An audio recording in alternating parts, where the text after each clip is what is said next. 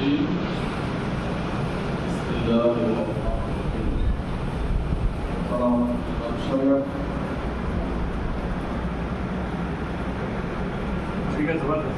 সম্মানিত মুসলিয়ান کرام আসসালামু আলাইকুম ওয়া রাহমাতুল্লাহি ওয়া বারাকাতুহু। আমি কবির আহমদ 1493 এই গ্রামে বসবাস করে নির্বাহ করব।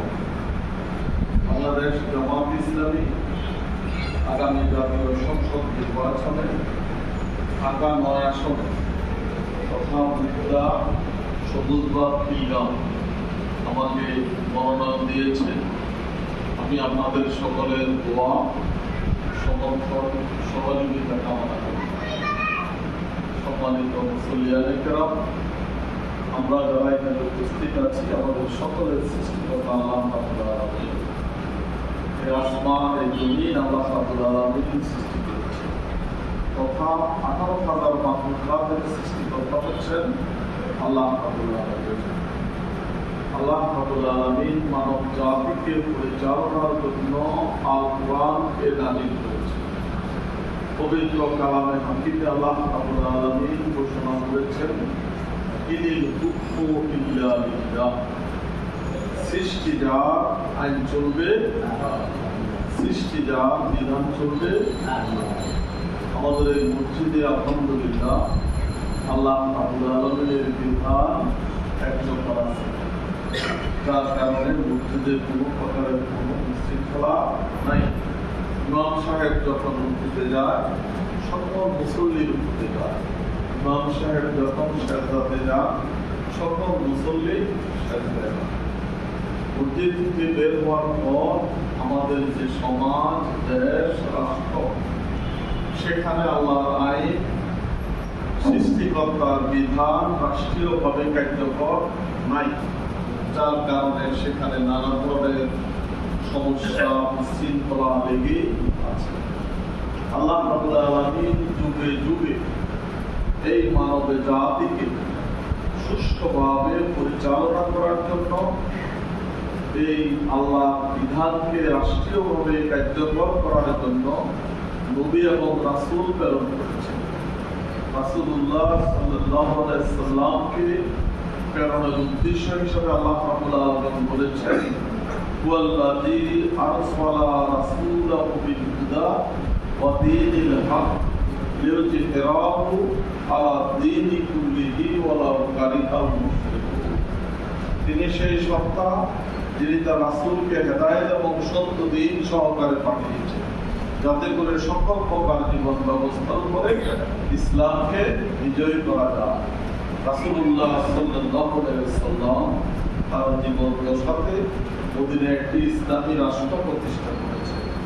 এই রাষ্ট্রের মধ্যে ছিল না কোনো ধরনের কোনো হানাহানি, মারামারি, কাটাকাটি, কোনো বিশৃঙ্খলা। রাসূলুল্লাহ সাল্লাল্লাহু আলাইহি ওয়াসাল্লাম সেই রাষ্ট্রের রাষ্ট্রপতি ছিলেন।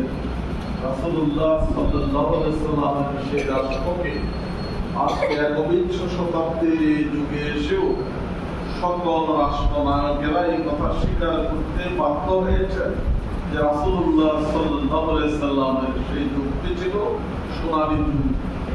রাসূলুল্লাহ সাল্লাল্লাহু আলাইহি ওয়াসাল্লাম ছিলেন সর্বশ্রেষ্ঠ রাষ্ট্রনায়ক। রাসূলুল্লাহ সাল্লাল্লাহু আলাইহি ওয়াসাল্লামের পর খোলাফায়ে রাশিদিন সেই রাষ্ট্র পরিচালনা করেছেন।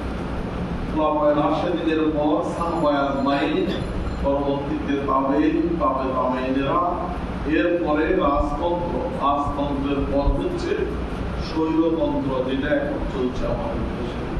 রাসূলুল্লাহ সাল্লাল্লাহু আলাইহি ওয়াসাল্লাম ভবিষ্যৎবাণী করে গিয়েছেন, সেটি হচ্ছে এই স্বৈরতন্ত্রের পর আবার সারা পৃথিবীতে খেলাফত আলা মিনহাজিল নবুওয়াত রাষ্ট্র কায়েম হবে, অর্থাৎ ইসলামী রাষ্ট্র ব্যবস্থা প্রতিষ্ঠা হবে।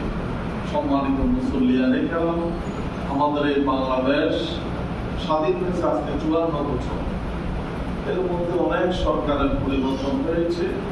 আমাদের দেশের সমস্যার এখনো সমাধান হয়নি।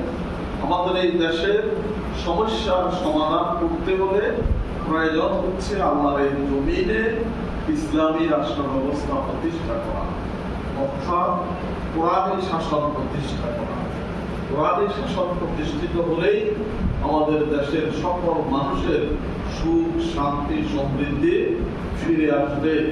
আল্লাহ রাব্বুল আলামিন পবিত্র কালামে হাকিমে সেই ঘোষণা দিয়েছেন, ওয়ালাউ আন্না আহাদাল কুরা আমানু ওয়া তাকাউ ফাতাহনা আলাইহিম বারাকাতিন মিনাস সামাই ওয়াল আরদ। যদি কোনো জনপদের লোক ঈমানদার এবং মুত্তাকি হয়ে যায়, আল্লাহ রাব্বুল আলামিন আসমান থেকে রিজিকের দরজা খুলে দিবেন, জমিন থেকে রিজিকের দরজা খুলে দিবেন, তাদের আর কোনো অভাব অনটন। আমাদের দেশে যে পরিমাণ শস্য উৎপাদিত হয়, যে পরিমাণ ফসলাদি উৎপাদিত হয়, সারা দেশের মানুষ খাওয়ার পরও উদ্বৃত্ত রবি শস্য উৎপাদিত ফসল বিদেশে রপ্তানি করে কোটি কোটি টাকা বৈদেশিক মুদ্রা অর্জন করা সম্ভব। এই জন্য প্রিয় ভাইরা আমার, আসুন আমরা আর কোন মানব রচিত আইন নয়, আল্লাহ রাব্বুল আলামিনের রাজকে আমাদের এই সমাজে, আমাদের এই দেশে রাষ্ট্রীয়ভাবে প্রতিষ্ঠার জন্য আমরা সকলে মিলে প্রচেষ্টা চালাই। আল্লাহ রাব্বুল আলামিন আমাদের সকলকে সেজন্য কবুল এবং মঞ্জুর করুন। আল্লাহ রাব্বুল আলামিন আমাদের এই দেশকে শান্তির দেশে পরিণত করে দিন।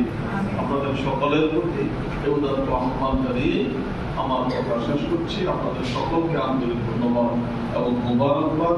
আসসালামু আলাইকুম ওয়া রাহমাতুল্লাহি ওয়া বারাকাতুহু।